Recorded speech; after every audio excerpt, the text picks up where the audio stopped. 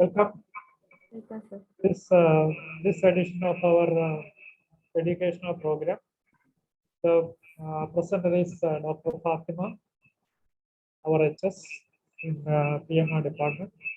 The topic is very relevant and one of the most commonest of the musculoskeletal problems, the shoulder pain, which she will be presenting.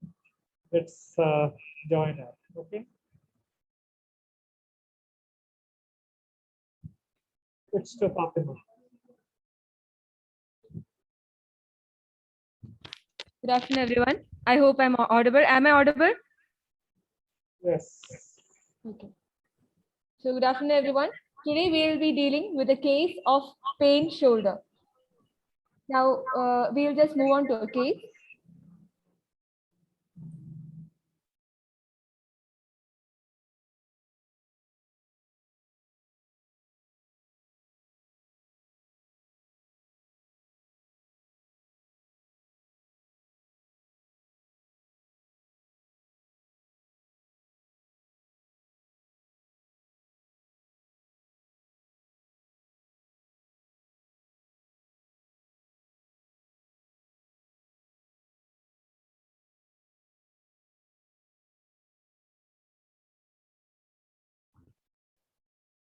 Okay.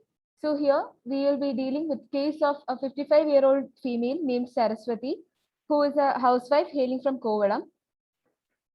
She presented with complaints of left-sided shoulder pain and movement restriction since 1 year.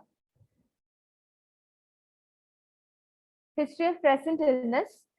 Now we will describe how her left side shoulder pain was. So the pain was insidious in onset, dull aching pain, and she had shoulder movement restriction, which exacerbated during night and on movement, which affected her daily activities. That is, she couldn't comb her hair and she had difficulty in dressing and undressing.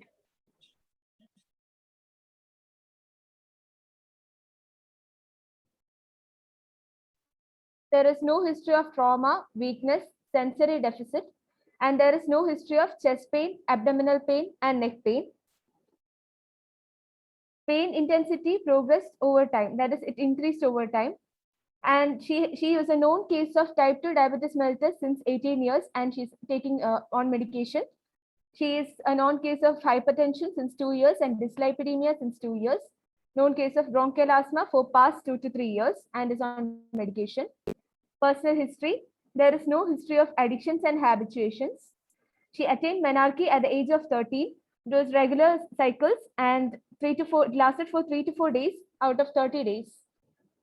She attained menopause at the age of 42 years. She had history of hysterectomy 20 years back. General examination. She was conscious and oriented, well-built and well-nourished person. There was no pallor, icterus, cyanosis, clubbing, lymphadenopathy, and pedal edema. Her vitals were like within normal limits. Local examination showed on inspection there were no skin changes and deformity. On palpation, there was no rise of temperature. There is local tenderness in the left anterior shoulder, and there is no edema and no sensory deficit around left shoulder. Her range of movements in both active and passive movements. Abduction 0 to 60 degrees, adduction 0 to 10 degrees, flexion 0 to 70 degrees, extension 0 to 35 degrees, internal rotation 0 to 30 degrees, external rotation 0 to 30 degrees. Her investigations, X-ray and blood investigations were done. X-ray was like within normal limits. There was no specific pathology noted. Blood investigations, her RBS was 363, TFT was within normal limits. So coming to the case summary, everybody please listen. So this is a case of 55-year-old female who is a known case of type 2 diabetes mellitus, dyslipidemia, hypertension, and bronchial asthma. Came with complaints of left-sided insidious onset, dull aching shoulder pain, and movement restriction for the past 1 year. Pain exacerbated at night and on movement. On examination, there was local tenderness over left anterior shoulder. with restriction of range of movements, both passive and active movements in all planes. So what's your diagnosis? Okay. So our diagnosis is frozen shoulder. Now we'll move on to frozen shoulder. It is also known as adhesive capsulitis. Previously, it was known as periarthritis of shoulder as well, but now the term periarthritis of shoulder is not used. The most commonly used term is frozen shoulder. We'll move on to the definition. According to the American Academy of Orthopedic Surgeons, frozen shoulder is a condition of varying severity characterized by gradual development of global limitation of active and passive shoulder motion where radiographic findings other than osteopenia are absent. So the points we got to note is there is gradual development of global limitation as well as radiographic findings are usually absent. The only radiographic finding that we get to find is osteopenia. Can I move on to the next slide? Okay. Prevalence. It is most commonly seen in 40 to 60 years of age. Females are more commonly affected than males. And bilateral affection is seen only in 14% of affected patients. Now, we'll move on to types of frozen shoulder. There is primary as well as secondary frozen shoulder. Primary is like idiopathic frozen shoulder. So actually, we say we use the term frozen shoulder only for primary frozen shoulder. The secondary, we don't call it as frozen shoulder. Primary cause, that is the risk factors include type 2 diabetes mellitus and thyroid disorders. These two are the most common risk factors as well as the most commonly associated condition with frozen shoulder. Now, if we move on to other causes, it includes smoking, cardiac disease, stroke, dyslipidemia, Parkinson's disease, and Dupuytren's contracture. Now, moving on to secondary causes. As I mentioned earlier, this frozen shoulder is only for primary. The secondary causes, that is, if there is trauma to shoulder or infection or inflammatory disorder, there will be this periarthritis-like features. So we can't like completely tell as frozen shoulder. I hope. Now, moving on to pathology. Now, there will be capsule inflammation, and which leads to release of interleukins and cytokines, which leads to local collagen translation synthesis problem, and the end result is fibroplasia. Macroscopically, in frozen shoulder, we see that the capsule is thick, congested, and inflamed. So this leads to restricted movements, and there is also increased fibrotic process, more on anterior capsule. So in short, that is, there is capsule inflammation and associated synovitis. In initial stages, there is synovitis, and then later on, it will lead to fibrotic contraction of the capsule. I hope it's clear.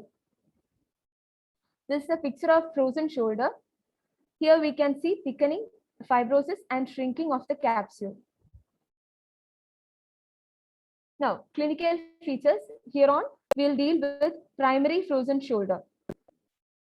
So, clinical features include in serious onset of pain. There is no history of trauma, infection, inflammatory events.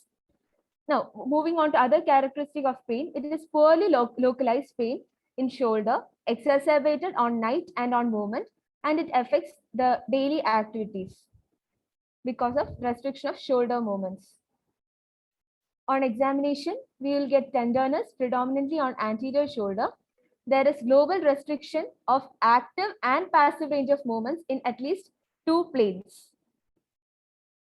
Now, this is the normal range of movement of shoulder. This is abduction. In abduction, there is the range of normal range is 0 to 180 degree. Adduction 0 to 40 degrees. Internal rotation, it is 0 to 95 degree. External rotation for 0 to 60 degree. Normal flexion, it can be said like from 0 to 170 degree, that is nearing 180 degrees. And normal extension ranges from 0 to 40 degree. So if we keep this in mind, we can conclude that the patient we discussed earlier, the case we discussed earlier, had restriction of movements. Now let's move on to stages of frozen shoulder. There are 3 stages. Stage 1 is the freezing stage, stage 2 is frozen stage, and stage 3 is thawing stage. Now, stage 1, freezing stage. It lasts for like 2 to 6 months duration. So clinically, here pain is the most characteristic feature. So clinically, there is moderate to severe pain and there is partial restriction of range of movements. Pathologically, there is slow onset of widespread inflammation involving the capsule and synovium of shoulder joint. Stage 2, which is the frozen stage, it is therefore like next 4 to 12 months. And clinically, there are like 2 phases. There is early phase as well as later phase. In early phase, there is more pain. In later phase, there is more stiffness due to fibroplasia. I hope it's clear. Clinically, early phase, there is more pain. Later phase, more stiffness. Next is a thawing stage, which comes for like 6 to 26 months. And it lasts for 6 to 26 months. Clinically, here the major characteristic is gradual resolution of stiffness. So because of this, there will be minimal pain for the patient. Now discussing on to differential diagnosis.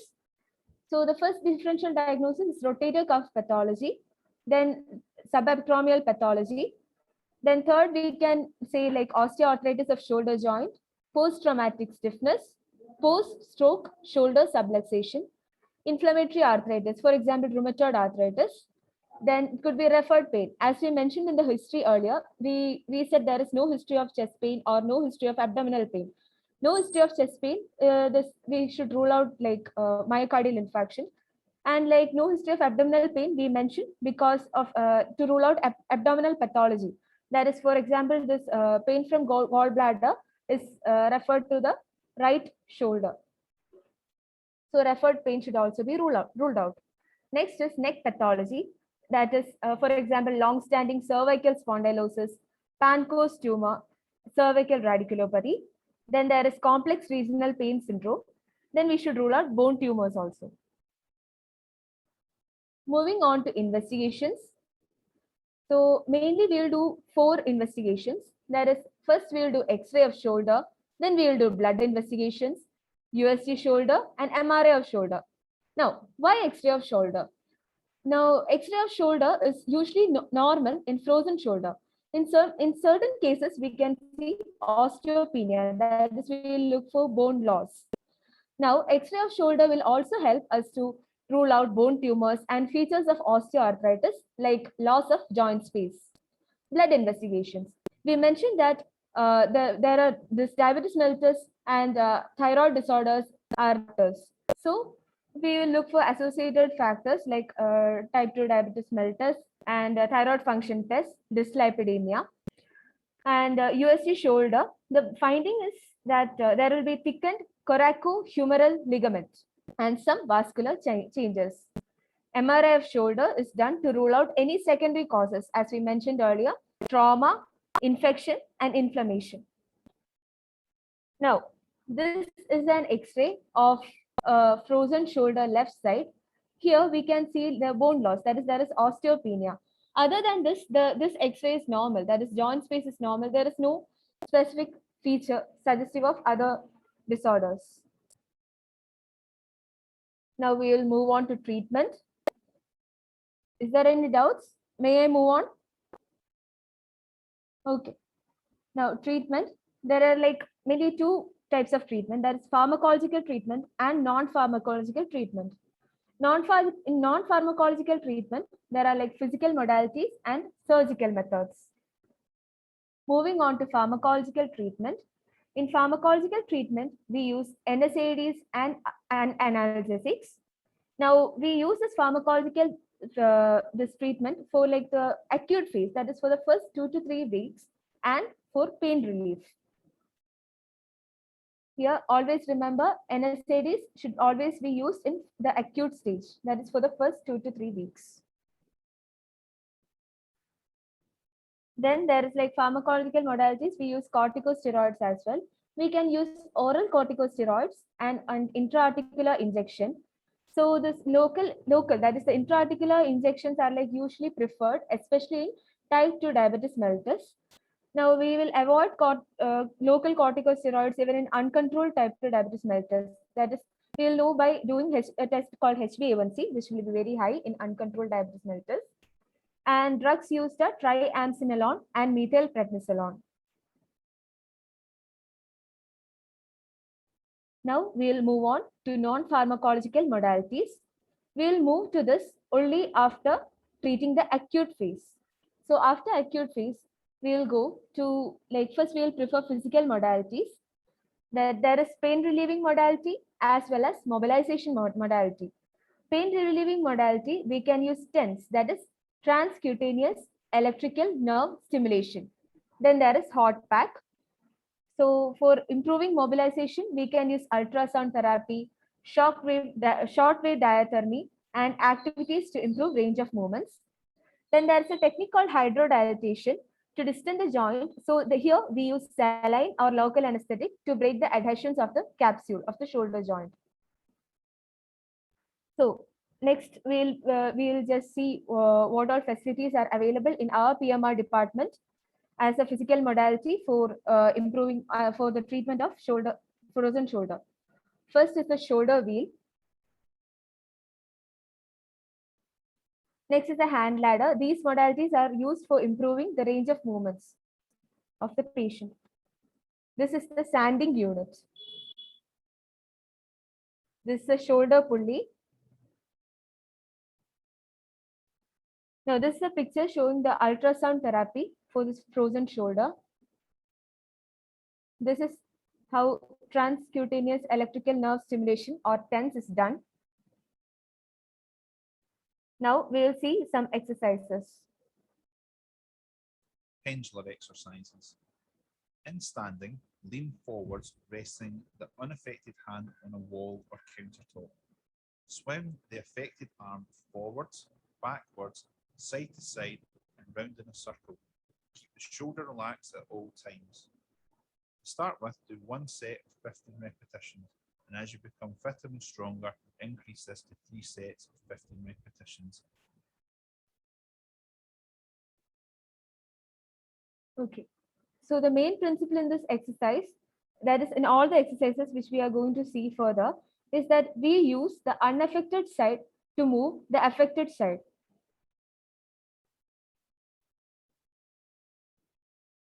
The exercise which we saw just now is pendular exercise. Lateral rotation. To do this, assist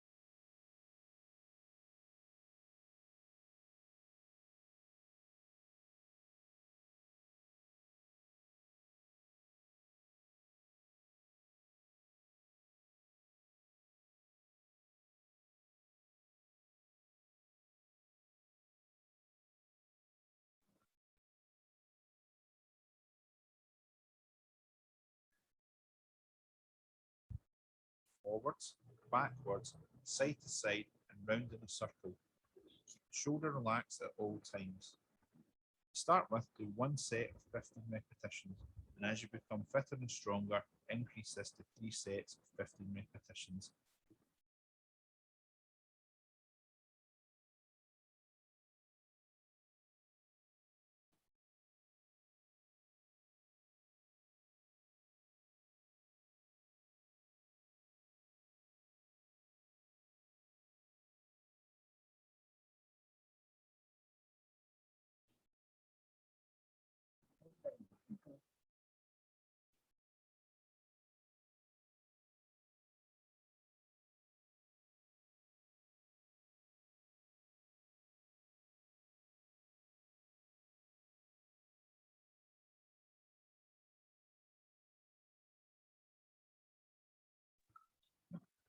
hello, ഞാൻ തിരക്കില്ല, ഡ്യൂട്ടിയില്ല. പിന്നെ വിളിക്കോ? ഇന്നില്ല, തിങ്കളാഴ്ച. ഇല്ല, തിങ്കളാഴ്ച വിളിയും, duty എത്തി.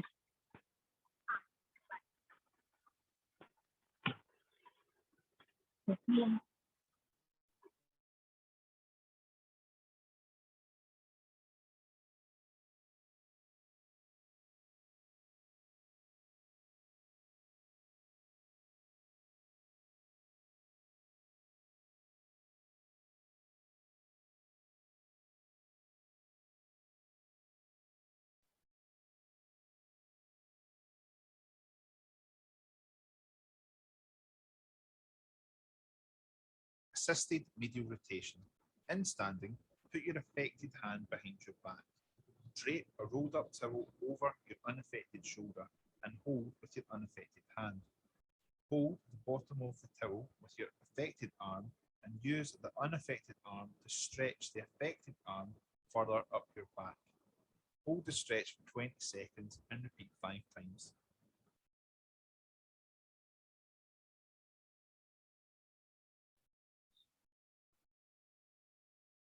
Posterior capsule stretch. To do this exercise, bring the affected arm across the body at chest height. Use the other hand to pull it until a stretch is felt at the back of the shoulder and the upper back. Hold the stretch for 20 seconds and repeat 5 times.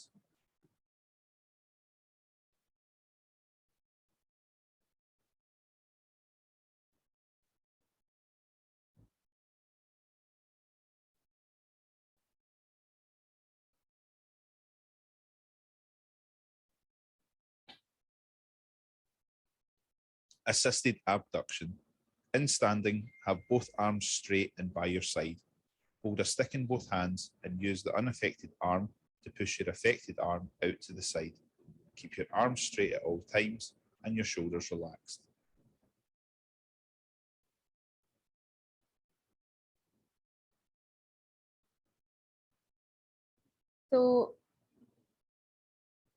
So I hope that you're clear with the exercise. There was one correction which I would like to make. Like except for pendular exercise, for rest of the exercises which we saw, we used the unaffected arm to move the affected arm. That is the principle of the other exercises, except pendular exercise. Next, we'll move on to surgical methods.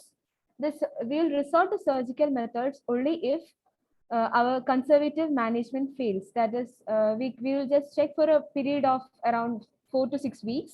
And if this conservative management doesn't work for the patient, we will resort to surgical methods. Now, surgical methods, it's mainly, there are two. There is manipulation under anesthesia. It is not usually preferred due to associated fracture, as osteopenia is a feature of frozen shoulder. Then there is arthroscopic capsular release, which will be shown in the next slide.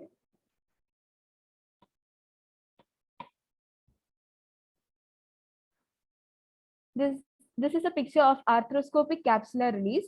As we can see, using an arthroscope, we peel off this scar tissue in this shoulder joint. So that's all for this presentation. Thank you.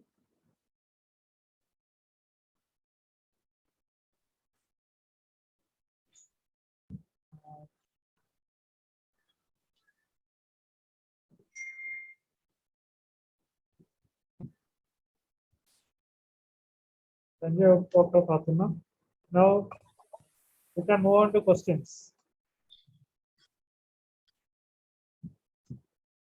Hello.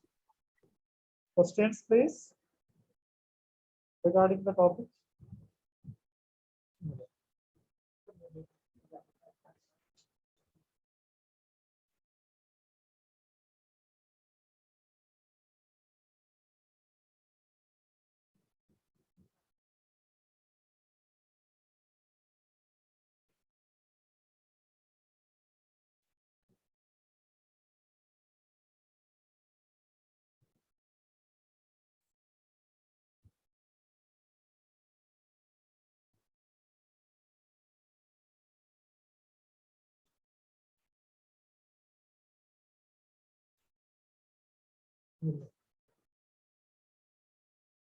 Any doubts to be cleared?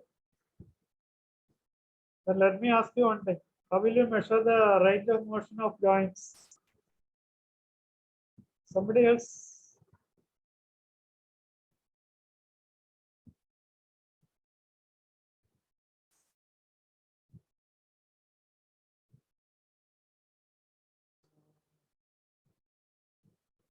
ആരെങ്കിലും ഒരു പേര് പറഞ്ഞു.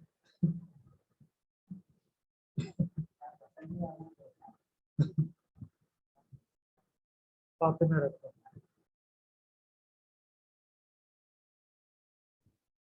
So we measure this range of movements using goniometer.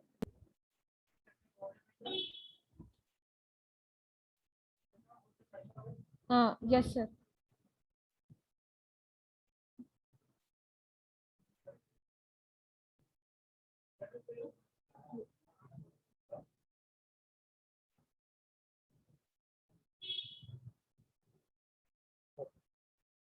Hello?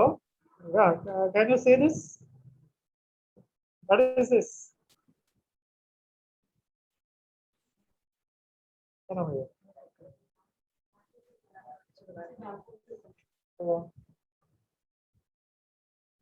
Fatima, Sir, this can you is see a this? What is this? goniometer. So this is the instrument by which you measure the range of motion, right? Yes, sir.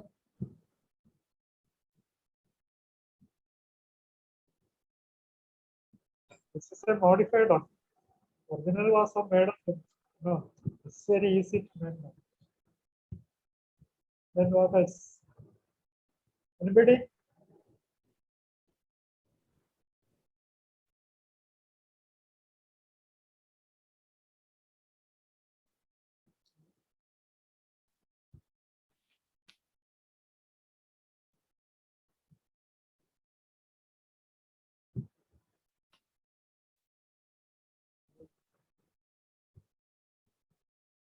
Unsavable. So, to conclude the session, let me call Dr. Ansi, who was instrumental in making this presentation a grand one. Dr. Ansi, please. Thank you, sir. And thank you, Fatima. It was a very good presentation. Actually, that frozen shoulder, usually all frozen shoulder as periarthritis. But in literature, periarthritis, that terminology is not seen. It is a common name. Everybody knows that. But the real name is frozen shoulder. And also it is also pathologically, it is also known as adhesive capsulitis. I think in our OP, this frozen shoulder is one of the common conditions that we see in our OP. Even though it seems very not a pathologically very serious condition, but functionally, frozen shoulder is a little bit complicated. And anybody who is having frozen shoulder, the level of function the patient has is greatly affected by this condition. Especially the you know that shoulder joint is the most important. Actually, all joints are important, but shoulder joint is very important in hand function, upper limb function. So if that part is affected, and also if the dominant hand is affected, or dominant side is affected, then it will be greatly affecting their function. So it can affect the mental status also. That is, there will be loss of sleep, there will be loss of mood, and it can also lead to depression at the later stages. So timely diagnosis is important. We should rule out all the other differential diagnosis in this case, and then you should conclude that it is frozen shoulder.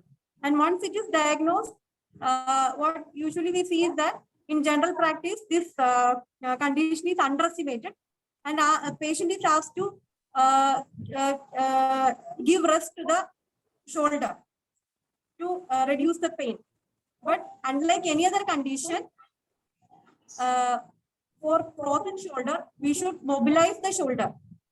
So if such a patient, actually this session is meant for you people so that you can identify this condition in your general practice level. If you are sure that it is a frozen shoulder, you can help the patient relieved of his or her pain by giving NSAIDs when indicated. And also, if the patient is in the next stage of restriction of movement, don't ask the patient to immobilize. Or best thing is you can send the patient to refer the patient to PMR department for further evaluations, and you can prevent disability in that patient. Usually we see a lot of patients coming after 6 months. And that time there will be severe restriction of movement, and it will be very difficult for us to deal with normal non-invasive methods. So we have to go on for invasive methods. So you people should be thorough with this condition. You should identify this. I think the presentation was very clear, and all the best in your future for your general practice. Thank you.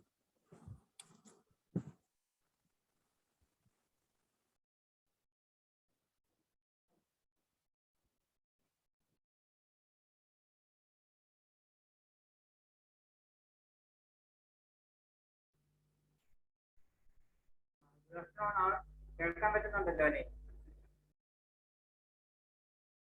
Okay, so Ancy പറഞ്ഞതിനോട് പൂർണ്ണമായിട്ടും യോജിക്കുന്നു. ആൻസി അവിടെ ഫാത്തിമയുടെ ഈ പ്രോസസ്സിനെ കുറിച്ചുള്ള ഡീപ്പായിട്ട് എല്ലാ കാര്യങ്ങളും touch ചെയ്തുകൊണ്ട് നല്ലൊരു പ്രസന്റേഷൻ നടത്തി. അതിനെ തുടർന്ന് ആൻസി ബാക്കിയുള്ള കാര്യങ്ങളെല്ലാം ക്ലാരിഫൈ ചെയ്തു. നമ്മള് ഇന്നത്തെ നമ്മുടെ PMR ഡിപ്പാർട്ട്മെന്റിന്റെ ഇത് എനിക്ക് തോന്നുന്നു ഈ ഒരു സെഷനിലുള്ള 3ാമത്തെ പ്രസന്റേഷൻ ആണ് നമ്മൾ നടത്തുന്നത്. പക്ഷേ 1-2 കാര്യങ്ങൾ മനസ്സിലാക്കേണ്ട ഒന്നെന്ന് പറയുന്നത് പാർട്ടിസിപ്പേഷന്റെ കാര്യത്തിലാണ്. പാർട്ടിസിപ്പേഷൻ ഡേ ടു ഡേ കുറഞ്ഞു വരുന്നതായിട്ടാണ് കാണുന്നത്. അപ്പോൾ അവസരത്തിന്റെ സൗകര്യം അനുസരിച്ചാണ് നമ്മൾ ടൈം ഷെഡ്യൂൾ അറേഞ്ച് ചെയ്തത്. എന്നിട്ടും എണ്ണം വളരെ കുറവാണ്. അപ്പോൾ അതില് അവസരം ട്രസ്റ്റുമാരെ ശ്രദ്ധിക്കാമെന്ന് കരുതുന്നു, അവര് മീറ്റിംഗ് കയറിയിട്ടുണ്ടെങ്കിൽ. 2ാമത്തെ കാര്യം എന്ന് പറയുന്നത്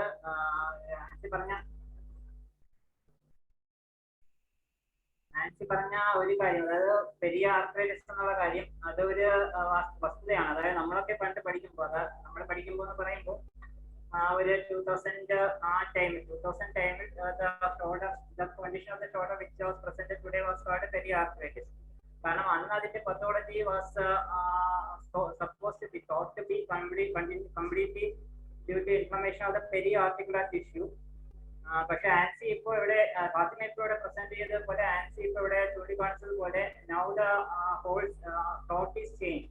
2010 മുതൽ 2014 വരെയുള്ള കുറച്ച് സ്റ്റഡീസിലൂടെയാണ് MRI ബേസ്ഡ് ആയിട്ടുള്ള ഇൻവെസ്റ്റിഗേഷൻസിലൂടെയാണ് ഇത് സൈനോവൈറ്റിസ് ആണ് ഇതിന്റെ പത്തോളജി എന്നുള്ള കാര്യം കൺഫേം ചെയ്തിട്ടുള്ളത്. അപ്പൊ അതുകൊണ്ടാണ് പെരിയാർട്രിറ്റിസ് എന്നുള്ള ടേം നമ്മുടെ ഒരുപക്ഷെ ലിറ്ററേച്ചറിൽ നിന്ന് പൂർണ്ണമായിട്ട് ഇന്ന് മാറ്റിയിട്ട് ഓസൻ ഷോൾഡർ അഡീസി ക്യാപ്സുലൈറ്റിസ് എന്നുള്ള ഒരു നിലയിലേക്ക് മാറിയിരിക്കുമെന്ന് തോന്നുന്നു. അതൊരു കാര്യം. 2ാമത്തെ കാര്യം എന്ന് പറയുന്നത് നമ്മുടെ ഇവിടെ മെൻഷൻ ചെയ്ത 2-3 നോൺ ഫാർമക്കോളജിക്കൽ മെത്തേഡ്സ്, അതായത് സർജിക്കൽ പ്രൊസീജിയേഴ്സിനെ കുറിച്ച് പറഞ്ഞു, ഹൈഡ്രോ ഡിസ്റ്റൻസിനെ കുറിച്ച് പറഞ്ഞു.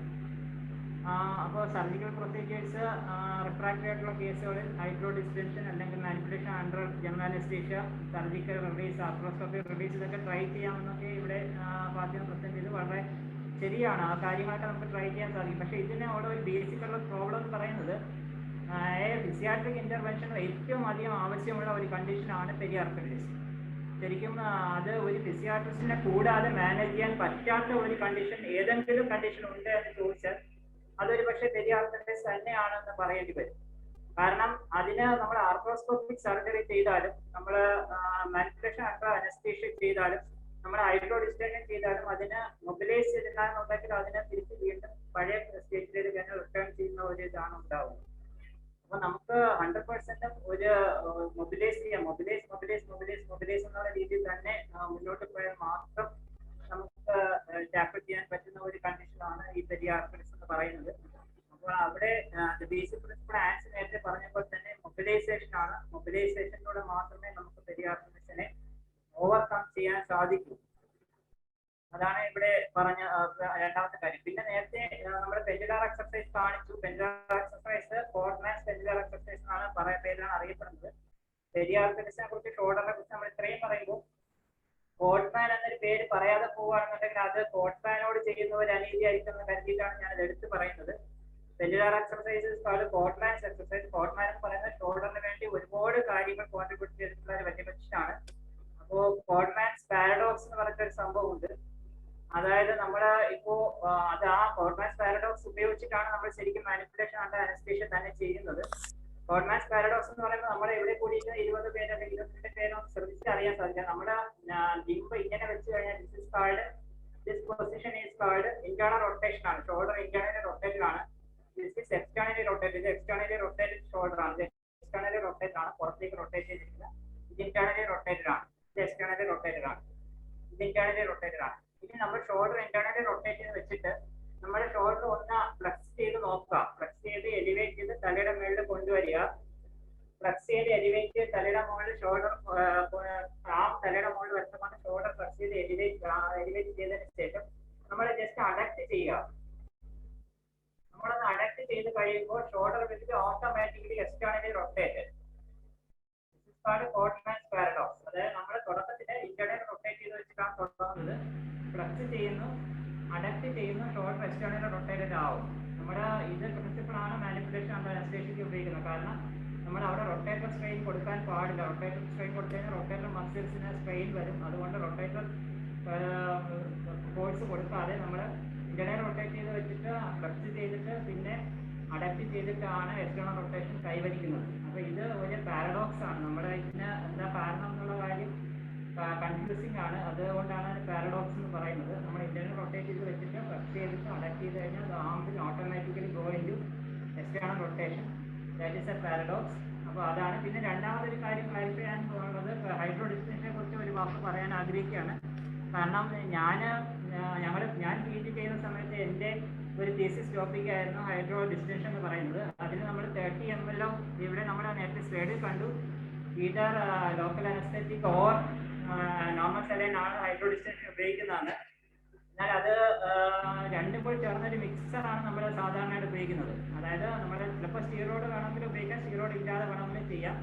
പക്ഷേ 30 ml ഫ്ലൂയിഡ് നമ്മൾ ഈ ജോയിൻ്റിനകത്തേക്ക് ഇൻജക്ട് ചെയ്യുകയാണ് ചെയ്യുന്നത്. ഈ 30 ml പകുതിയും നമ്മുടെ സൈലോക്കെയിൻ അല്ലെങ്കിൽ പകുതി normal saline, like 10 ml സൈലോക്കെയിൻ 20 ml normal saline, ആ രീതിയിൽ എടുത്തിട്ട് 20 to 30 ml ഫ്ലൂയിഡ് നമ്മുടെ ഈ ഷോൾഡർ ജോയിൻ്റിനകത്തേക്ക് ആ ജോയിൻറ്റ് സ്പേസിലേക്ക് ഇൻജക്ട് ചെയ്യുകയാണ് ചെയ്യുന്നത്.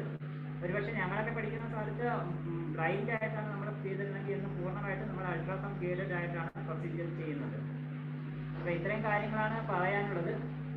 പിന്നെ ഒരു കാര്യം കൂടിയുള്ള നമ്മുടെ ജനറൽ ആശുപത്രിയിലെ ഞങ്ങളുടെ പ്രിയപ്പെട്ട സഹപ്രവർത്തക ഡോക്ടർമാർ പലരും നമ്മുടെ ക്ഷണാശീകരിച്ച് മീറ്റിംഗിൽ പങ്കെടുക്കാൻ ഇത് ക്ലാസ് അറ്റൻഡ് ചെയ്യാൻ എത്തിയിട്ടുണ്ട്. വളരെ സന്തോഷകരമാണ്.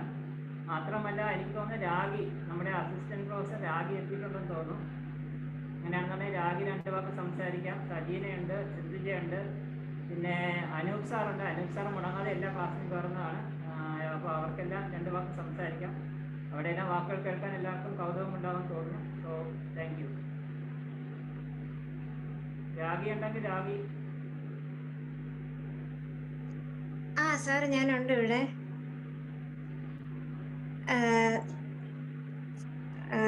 അരുൺ സാർ, അപ്പൊ ഈ സെഷന് വരാൻ പറ്റി എനിക്ക് ഭയങ്കര സന്തോഷമുണ്ട്. സാറാണ് എനിക്ക് എന്റെ ലിങ്ക് ഒക്കെ പേഴ്സണലി അയച്ചു തന്നെ. Thank you sir. കേൾക്കുന്നുണ്ടോ സാർ?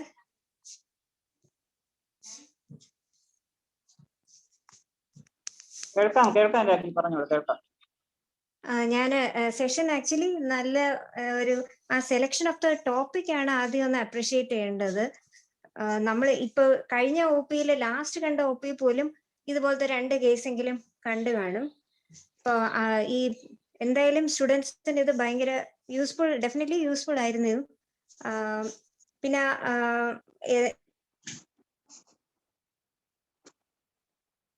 ആയിട്ടുള്ളതെന്ന് ഇൻഫാക്ട് നമുക്ക് പോലും എന്തൊക്കെയാണ് ഉള്ളതെന്ന് കൃത്യമായിട്ട് പറഞ്ഞു കൊടുക്കാൻ അറിയില്ല. ഇതിപ്പം ആക്ച്വലി ഒരു ഐ ഓപ്പണർ ആണ്. പിന്നെ ആൻസി പറഞ്ഞ പോലെ ഞാൻ ആക്ച്വലി ഇപ്പോഴും ആ ഒരു എന്താണ് കൺസൾട്ടേഷൻ എഴുതുമ്പോഴത്തേക്കും പെരിയാത്രൈറ്റിസ് ഷോൾഡറിന് തന്നെയാണ് ഞാനും ഇപ്പോഴും എഴുതുന്നത്. അപ്പൊ ആ ഫ്രോസൺ ഷോൾഡറിൽ നിന്ന് ആണ് എഴുതേണ്ടതെന്ന് എനിക്ക് ഇന്ന് മുതൽ മനസ്സിലായി. അപ്പോൾ ആക്ച്വലി സ്റ്റുഡൻസിന് മാത്രമല്ല ബാക്കി പാർട്ടിസിപ്പേറ്റ് ചെയ്യുന്ന ഡോക്ടേഴ്സിനും വളരെ യൂസ്ഫുൾ ആയിരുന്നു. ഈ ടോപ്പിക് ആക്ച്വലി എടുത്തതിൽ ഭയങ്കര സന്തോഷമുണ്ട്. സാറ് പറഞ്ഞ പോലെ സ്റ്റുഡൻസിന്റെ പാർട്ടിസിപ്പേഷൻ കുറച്ചും കൂടെ നമുക്ക് റപ്പുമാര് ഒന്നും കൂടെ നോക്കുന്നതായിരിക്കും നല്ലതെന്ന് തോന്നുന്നു. PMR ഡിപ്പാർട്ട്മെന്റ് ഇതുപോലുള്ള എടുത്ത എല്ലാ ടോപ്പിക്സും ഇതുപോലെ വളരെ യൂസ്ഫുൾ ആയിട്ടുള്ളതും നമ്മളെ ജനറൽ പ്രാക്ടീസിന് വളരെയധികം യൂസ്ഫുൾ ആയിട്ടുള്ള ടോപ്പിക്സ് തന്നെയാണ് എടുക്കുന്നത്. എന്താ ഡിപ്പാർട്ട്മെന്റിന്റെ എഫേർട്ടും വളരെയധികം അപ്രീഷിയേറ്റ് ചെയ്യേണ്ടതായിട്ടുണ്ട്. കാരണം ഡിപ്പാർട്ട്മെന്റ് മൊത്തം ഉണ്ട് ഈ സെഷൻ ഷെയർ ചെയ്യാനായിട്ട്. അനിൽ സാറിന്റെ കൂടെ തന്നെ എല്ലാവരും ഉണ്ട്.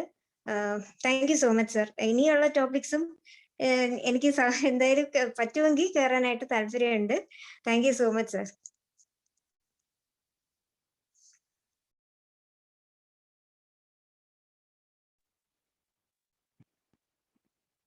Thank you madam. Sajina. Thank you sir. നല്ല പ്രസന്റേഷൻ ആയിരുന്നു ഫാത്തിമയുടെ. നമ്മൾ ഒത്തിരി PMR വരുമ്പം തന്നെ എനിക്ക് തോന്നുന്നു ഹൗസ് സർജൻസ് ആദ്യം കണ്ടും കേട്ടും പഠിക്കുന്ന ഒരു ക്ലിനിക്കൽ കണ്ടീഷനാണ് ഫ്രോസൺ ഷോൾഡർ അല്ലെങ്കിൽ അഡ്ഹസീവ് ക്യാപ്സുലൈറ്റിസ്. അപ്പൊ ഇതിൽ 1-2 പോയിന്റ് എനിക്ക് സ്ട്രെസ് ചെയ്യാനുള്ളത്, എസ്പെഷ്യലി ഫീമെയിൽസിലാണ് ഇത് കൂടുതൽ വരുന്നതെന്ന് പറഞ്ഞായിരുന്നല്ലോ. അപ്പം ഫീമെയിൽസിനെ നമ്മൾ എക്സാമിൻ ചെയ്യുമ്പോൾ അവരുടെ ബ്രസ്റ്റ് മെയിനായിട്ട് എക്സാമിൻ ചെയ്യണം. ഒത്തിരി ബ്രസ്റ്റ് മെലിഗ്നൻസീസ് അൺഡിറ്റക്റ്റഡ് ആയിട്ട് പോകുന്നുണ്ട്. പല പേഷ്യൻസും പറയത്തില്ല. അപ്പൊ അത് ഒരു ഇമ്പോർട്ടൻറ്റ് ഫാക്ടറാണ്. ബ്രസ്റ്റ് എക്സാമിനേഷൻ വളരെ ഇമ്പോർട്ടൻ്റ് ആണ്.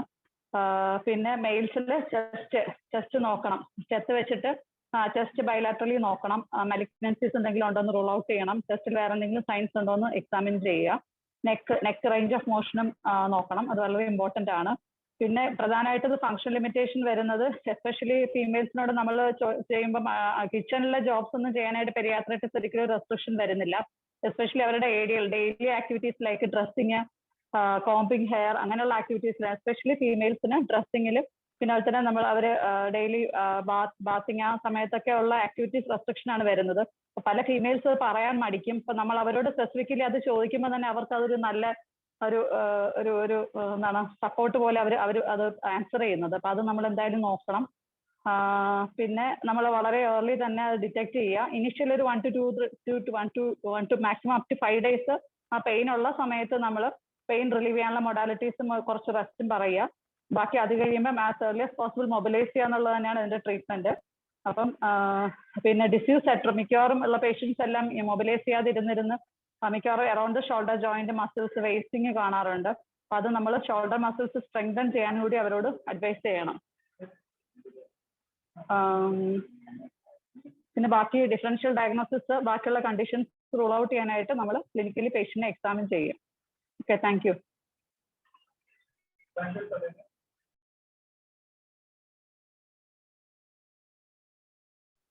ഡോക്ടർ അനൂപ് ഉണ്ടോ? ഞാനിവിടെ ഉണ്ട് സാറേ. കേൾക്കുന്നുണ്ടോ? ഞാൻ പറയുന്നത് കേൾക്കുന്നുണ്ടോ? കേൾക്കാം, പറഞ്ഞോളൂ. എന്താ പ്രസന്റേഷൻ കേട്ടു മുഴുവൻ. ഇടയ്ക്ക് ഒരു കോൾ ഉണ്ടായിരുന്നു, ഇടയ്ക്ക് കോളായിട്ട് കൊണ്ടു വന്നു. ബാക്കി ഏറെക്കുറെ ഒരു 90% കേട്ടു. സെലക്ഷൻ ഓഫ് ടോപ്പിക് രാഗി പറഞ്ഞ പോലെ സെലക്ഷൻ ഓഫ് ടോപ്പിക് എന്തായാലും അപ്രീഷിയേറ്റ് ചെയ്യേണ്ടതായിരുന്നു തന്നെ. അതൊരു വളരെ യൂസ്ഫുൾ ആയിട്ടുള്ള ടോപ്പിക്കാണ്. ഈ ഞാൻ കണ്ണൂരായിരുന്ന സമയത്ത് ഇത് തന്നെയാണോ എന്ന് എനിക്ക് അറിഞ്ഞൂടാ. അവിടെ കൊണ്ട് കാണിച്ച ആൾ ഡയഗ്നോസ് ചെയ്തത് ഫ്രോസൺ ഷോൾഡർ എന്നാണ്. എനിക്ക് ഒരു കൈ അനക്കാൻ പറ്റാതെ, വലത്തെ കൈ തീരെ അനക്കാൻ പറ്റാതെ, ഡ്രൈവ് ചെയ്യാനൊന്നും പറ്റുന്നുണ്ടായിരുന്നില്ല. അപ്പം വലത്തെ കൈ അല്ല, ഇടത്തെ കൈ എനിക്ക് തീരെ അനക്കാൻ പറ്റാതെ, ഇങ്ങനെ വണ്ടിയുടെ ഗിയർ ഇടാനൊന്നും പറ്റാതെ, ഒരു കൈ വെച്ച് ഞാൻ സ്റ്റിയറിംഗും തിരിച്ച് ഒരു കൈ വെച്ച് ഗിയർ ഇട്ട് ഞാൻ വണ്ടി ഓടിച്ച് ഞാൻ ഇവിടം വരെ പോയി, കണ്ണൂർ മെഡിക്കൽ കോളേജ് വരെ പോയി. ഓൾമോസ്റ്റ് എനിക്ക് തോന്നുന്നൊരു 5-6 കിലോമീറ്റർ ഉണ്ടായിരുന്നു. അവിടെ പോയി കണക്ക് അവര് ഈ പറഞ്ഞ ടെസ്റ്റുകൾ, ഇപ്പൊ ഇതിനകത്ത് ഇപ്പൊ ഈ പറഞ്ഞ കാര്യങ്ങളൊന്നും അവർ ചെയ്തില്ല. അവരാകെ ഒരു പെയിൻ കില്ലേഴ്സ് മാത്രം തന്നു. പിന്നെ ഒരു 1-2 ചെറിയ എക്സസൈസസ് മാത്രം പറഞ്ഞു തന്നു. എന്ത് ഭാഗ്യം കൊണ്ടോ അത് 2 ദിവസം കഴിഞ്ഞപ്പോൾ അത് പോയി, പിന്നെ വന്നിട്ടുമില്ല. ഞാൻ ഈ പറയുന്നത് 2018 ജാനുവരിയിലെ കാര്യമാണ്. 2018 ഞാനിവിടെ വരുന്നതിന് 6 മാസം മുമ്പ്. അതിനുശേഷം പിന്നെ വന്നിട്ടില്ലാത്തത് കൊണ്ട് പിന്നെ അത് കാണിക്കാനും നിന്നിട്ടില്ല, പിന്നെ അങ്ങനെ ഒരു അവസരം ഉണ്ടായിട്ടില്ല. പക്ഷെ അന്ന് അത് വരുന്നത് 3ാമത്തെ തവണയായിരുന്നു. ഇടത്തേക്ക്. അന്ന് ഇതുപോലെ കണ്ണൂർ കൊണ്ട് കാണിച്ചപ്പോൾ അവിടുത്തെ ഓർത്തോപെഡീഷ്യനാണ് കാണിച്ചപ്പോൾ ഫ്രോസൺ ഷോൾഡർ എന്നാണ് പറഞ്ഞത്. അപ്പം അത് പിന്നീട് വരാത്തത് കൊണ്ട് സത്യം പറഞ്ഞാൽ പിന്നീട് അതിനൊരു ഇവാലുവേഷനും കാര്യങ്ങളൊന്നും ഉണ്ടായില്ല എന്നുള്ളതാണ് സത്യം. എന്തായാലും അതിനെപ്പറ്റി കുറെ കാര്യങ്ങൾ കേൾക്കാൻ പറ്റി, മനസ്സിലാക്കാൻ പറ്റി. ഇനി വരികയാണെങ്കിൽ തീർച്ചയായിട്ടും നിങ്ങളുടെ അടുത്ത് തന്നെ വരാം. ഒക്കെയാണ് സാർ. അത്രേ പറയാനുള്ളൂ. ഫാത്തിമ പ്രസന്റേഷൻ എല്ലാം നന്നായിട്ട് ചെയ്തു, നന്നായിരുന്നു. Thank you so much for inviting.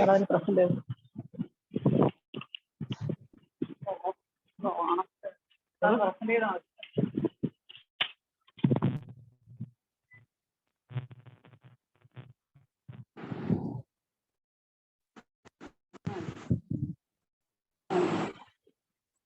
hello.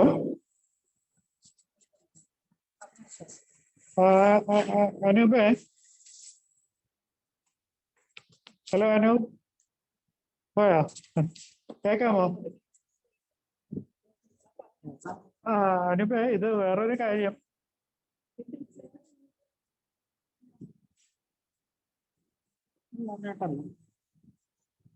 അനുപേ, ഇതിന്റെ വേറൊരു കാര്യം. ഇതൊരു ചിലർക്കുള്ള ഈ സർവൈക്കൽ ഡിസീസ്, സർവൈക്കൽ സ്പോണ്ടിലോസിസ്, ഇങ്ങനെയുള്ളവർക്ക് ഒരു പെരിയാർത്രൈറ്റിക് ലൈക്ക് സിംറ്റംസ് ചിലർക്ക് വരും. അപ്പം നമ്മൾ എപ്പോഴും നോക്കുന്നത് ഒന്ന് ഷോൾഡർ ജോയിന്റിന്റെ പത്തോളജി, പിന്നെ സർവൈക്കൽ സ്പൈനിന്റെ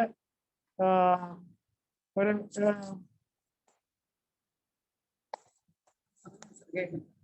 സർവൈക്കൽ സ്പൈനിന്റെ പത്തോളജി, ഇത് രണ്ടും നമ്മൾ എപ്പോഴും റൂൾ ഔട്ട് ചെയ്യണം.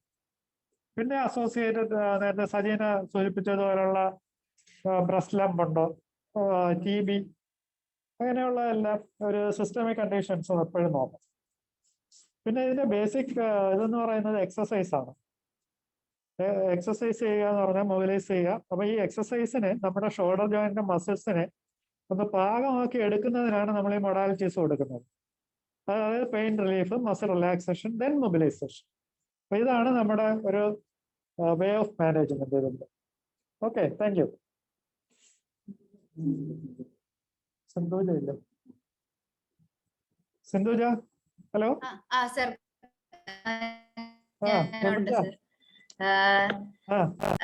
സർ, നമ്മുടെ OP വരുന്ന മെജോറിറ്റി ഓഫ് ദ കേസസ് അല്ല, less than 10, at least 10 cases come to the OP with pediatric shoulder every day. അപ്പം here people in different stages, actually some come with early pediatric shoulder, some has chronic shoulder pain, and they will be hesitant to do our interventions and mobilization. Actually, here the problem is during the early stages, they won't experience much difficulty in the functional movement, because these daily activities does not require that much movement of range of movement of the shoulder. And only during overday activities the pain will be felt, and so during the daytime there won't be any pain, but during the night time, during the sleep movements may stretch the shoulder joint, and then they experience the pain. Especially in the diabetic people, the condition progress rapidly, very quickly it progresses, and later it may even if they won't take any treatment, the condition rapidly progresses, and they develop shoulder hand syndrome. Like there'll be difficulty, the progressive edema of the hand and wrist and small joints of the hand develop, and it will be very difficult to treat. So early intervention and mobilization is very important in this condition. So that's the thing.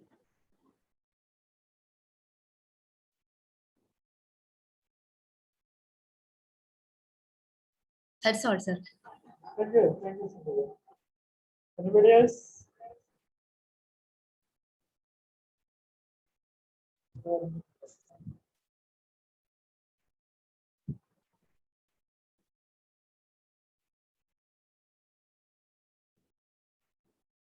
There are no more questions, so we'll stop.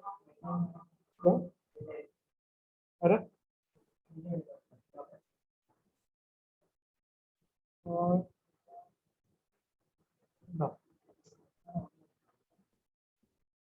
Dr. Sridevi, are you there?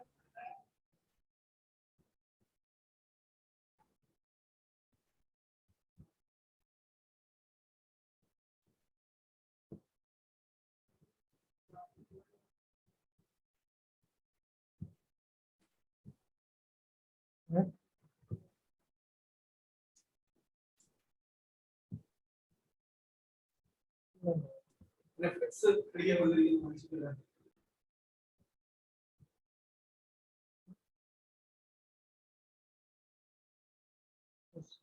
there are no more questions, we will stop today's presentation. Okay. Thank you all.